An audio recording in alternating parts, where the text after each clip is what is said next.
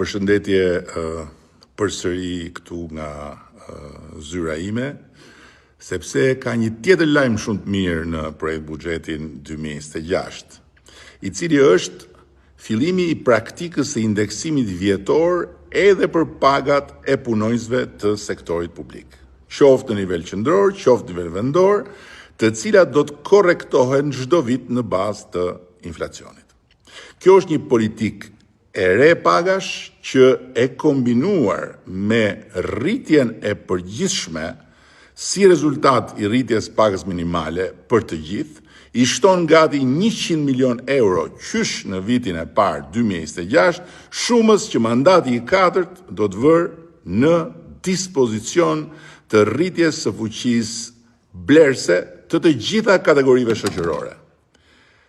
Kështu, konkretisht, 10.600 punonjës shërbimi, sanitare, shofer, teknik, protokollist, arkivist, magazinier, do të përfitojnë nga rritja e pagës minimale me 10.000 lekë të reja në muaj. Për specialistët e administratës publike, rritja do të jetë 5.000 lekë të reja. Mësuesit do të përfitojnë pagë 3.000 lekë të reja më shumë në muaj. Për herë të parë në sektorin e shëndetësisë, përveç indeksimit vjetor, do të fillojë dhe llogaritja e vjetërsisë në punë, që do të thotë si mesatare për mjekët e përgjithshëm nga 131.700 lekë në 143.500 lekë të reja në muaj, për mjekët në spitale nga 174.000 lekë në 186.000 lekë të reja në muaj, për infermierët nga 87.000 lekë në 92.500 lekë në muaj.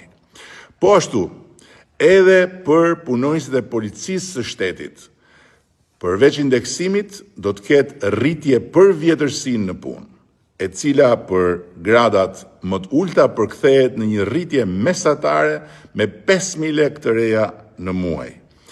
E thënë ndryshe, për një punonjës me vjetërsi mesatare 15 vjet, sipas gradave, pagat rriten si më poshtë. Për inspektorët e thjeshtë, nga 80.500 lekë të reja në 84.500 lekë të reja, plus shtesa për kushtet e punës dhe ushqimit, që e çon pagën mesatarisht në 100.000 lekë të reja.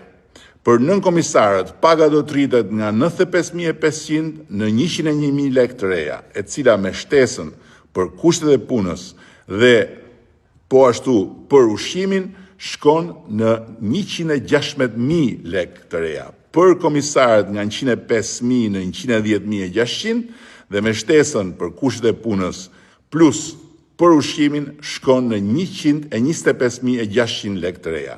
Dhe për drejtuesit e thjesht, nga 130.500 paga do të shkojnë 141.450 lekë të reja, që me shtesën dhe me ushqimin bëhet mesatarisht 156.450 lekë të reja. Janë të gjitha lajme të mira për të gjitha këto kategori, sepse tani më Shqipëria është në një nivel tjetër. Dhe ky fakt do të bëhet çdo vit dhe më i prekshëm në jetën e përditshme të njerëzve tanë, qoftë në sektorin publik, qoftë në atë privat, të njerëzve që jetojnë me punë.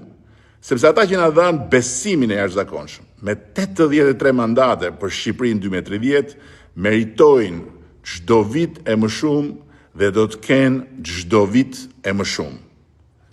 Këta jemi ne, ky jam unë, kjo është Partia Socialiste e Shqipërisë.